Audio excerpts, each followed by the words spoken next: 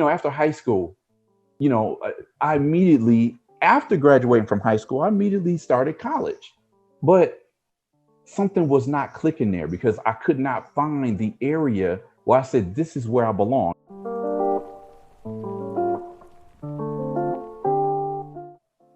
Yo, what's going on, midlife men? It is Dev Styles coming at you with Mr. Marcus down in Brazil. And we got a hot show for you today. This is a video that I've been excited all day, really wanting to do because we were going back on our normal messages and talking about some different topics. And, we just kind of started brainstorming and came up with an idea of what would we say to ourselves if we could interview ourselves back into the era we're going to look at is when we were in our early 20s, in the mid, or shall I say in the early 90s or late 80s. So we're going back late 80s, early 90s, when we were in our early 20s. What would we say to ourselves? What kind of conversation would we have? What would we say you should look out for? You shouldn't look out for? You shouldn't spend time worrying about? You should try to do this. You should try to work on that. Basically, we are the OGs of today about to go talk to our old selves. When people ask you that question all the time in interviews, what would you say to your 23 or 25 year or 30-year-old self? That's really what we're doing today. And so, but here's how we're going to do it. We're going to do various shows, and starting out with this one, we're going to be working our way through. Credit goes out to Neely Fuller on the 9 areas of people activity. These are areas of life that we all engage in, and all of them, they work synergistically, and they are all influenced by outside factors tremendously. And so what we're going to look at, the first one is going to be economics. And so, Mark, I'm going to let you start out setting the stage here. And if we go back to that time period, late 80s, early 90s, and when I say to you, before I say economics, just set the table for what was your life like in general terms around that time, just to kind of give a backdrop of where we're going to end up going. Wow. If we go back to the late 80s and early 90s, it's still pretty vividly clear for me because, I had a 40-hour job where I was doing 40, 45, sometimes 50 hours a week or whatever.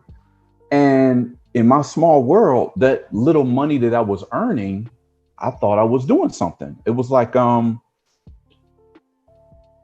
we look at what was the minimum wage back then. We're looking at like what, 335, 350, 360. Yeah. I think it was and 335. So then when I got another job and I moved up to like almost $7, I was like balling. I was almost like I was balling, right?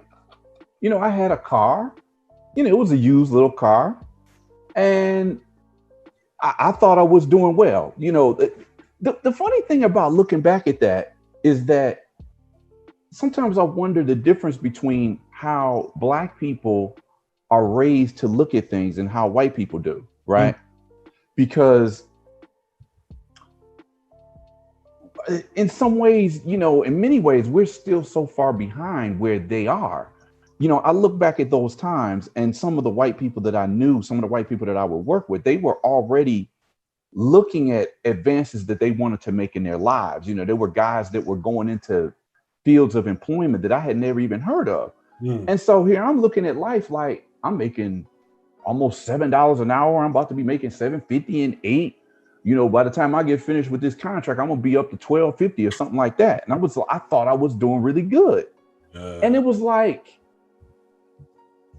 somebody was supposed to tell me like, dude, that ain't no money. It's like somebody's supposed to pull us to the side and tell us the real money that's out there and how we're supposed to go about trying to get after that real money. This, it's like I'm living at home. I got a little car. I'm hanging out with some women now, and I thought I was doing decent. And I just got kind of like in a comfort. Well, say that again. Women. He didn't say a woman. He said women. Go ahead. Yeah. I'm thinking I'm doing something, and somebody's supposed to tap you on the shoulder and say, no, this is just to get your feet in the game. This is not making it, and on top of that, it's like you at that point, I'm still living at home. And I'm like, so I'm not seeing this money that I'm earning as something that I can live on. I'm looking at it as I'm living at the crib and I got this spending money. I got a car. I'm able to go out. I got a regular stream of income coming in. I thought I was doing good. But like I said, it's that conversation was missing as to this whole world that's out here that I wasn't really aware of. Yeah. That's where I was at that time. Wow, man! You just when you said that, you already made some things jump to my mind. I have to say, I was definitely much of the same. Now, I was coming out of a white school, a white high school.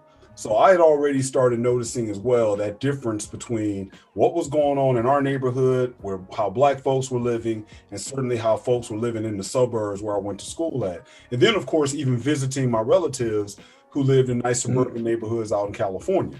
So watching them, I had already had a perspective of, at least I'll say, outside of our Black neighborhood, which now that I look back, a lot of Black kids didn't have. And so that on one end helped, but then on the downside, I was still in the rut of what was going on in my hood. Even though I was aware and I was around people who were doing, I'll say, greater things, or at least I'll say they were maturing, I was hood maturing. And I like how you said that, because my hood maturing was exactly what you noted. You know, I worked at a store that we both worked at that was the equivalent of a Walmart today. We'll just say that. It was that we just call it that grocery store life, that clerk life. And so same thing, man. I was making $3.85. Boy, I started out 50 cents higher than minimum wage. Look at that. I'm sorry.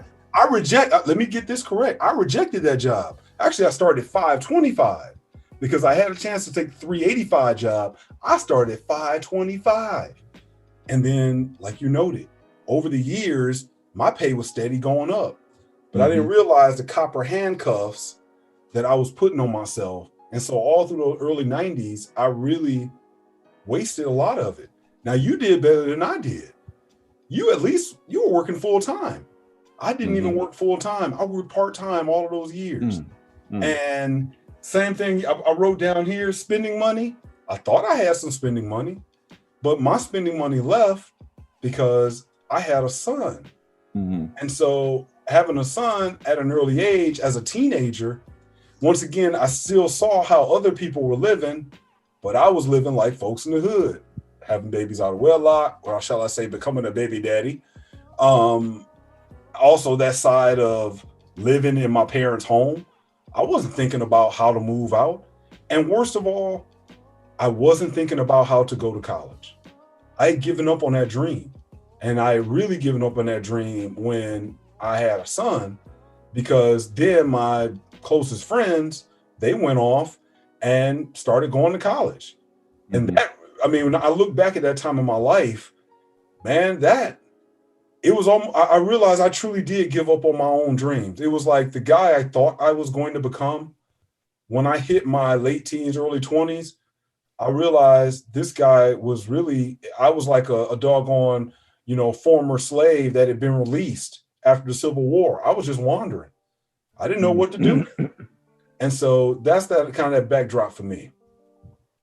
Dude, that was the perfect word that you just said. It was like, damn, because I hit that same period where I was drifting. I didn't know, I was wandering. I didn't know where I was going. It was like, after high school, I immediately, after graduating from high school, I immediately started college. But something was not clicking there because I could not find the area where I said, this is where I belong.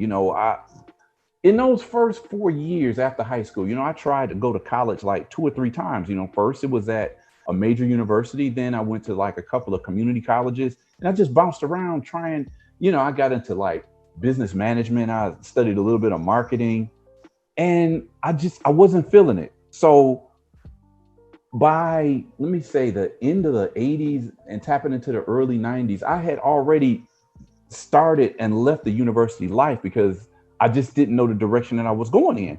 So this little job that I had is what it kind of froze me in time for a minute there until I could find out where I was going. Now, after this event, in 94 when my father passed away, that's when it really hit me like, okay, where am I going? What direction am I going in? And that's when this transition really started happening with me, because, you know, I discovered this whole world of literature that was explaining things, that was filling in the blanks with the education that I got from, you know, from let's say middle school to high school, left me with a lot of questions. And some of those books that I was reading by that time was starting to fill in some of these blanks. So by that time, I was really ready to start exploring more information.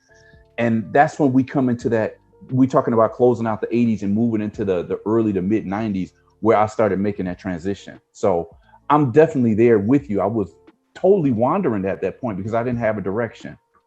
Ironically, this is when we met at the same time period in our lives. I'll never forget that day. We're gonna talk about that in another episode. We'll leave that for the sex and relationships discussion. Right. But you know, folks, I think the one thing that I think both of us bring to the table in this conversation is, although we're over twice the age of what we're talking about then, we're going to take the role of being OGs, saying, come on here, young man, pull up a chair, let me talk to you for a minute. So we're going to go back and talk to our old selves in that time period. And the good part, and both of us were talking before I hit record, the good part is we were the type of dudes that, I'm going to say, because I did have some clashes with some older people, can't lie. But if I didn't like people just coming down on me immediately, because I already felt bad enough about myself, especially as we get to the mid 90s, I already felt like I was enough of a failure. And so there were times where I may have had relatives or some older folks just be like, boy, how come you're not in school? Or why aren't you in college? Or and I was just like, I don't want to go, you know, and I did, but I was mad at myself that I had passed up that opportunity. But if an old person came to me and really approached me correctly, at least in my interpretation of correctly, I know, because I've always loved talking to old folks. I love talking to older people. And so I would have listened. So I know some people may be watching this, be like, well, at the end of the day, y'all wouldn't have listened to nothing some OG would have told you anyway. That's not true. That's not true. No. Yeah, exactly. And so we are going to talk to our younger selves. And so, Mark, I'll start with you. Now let's focus in right on economics. If you had a chance, let's pull up that chair. You about to talk to your young self. What would you share and try to school your young self on about economics?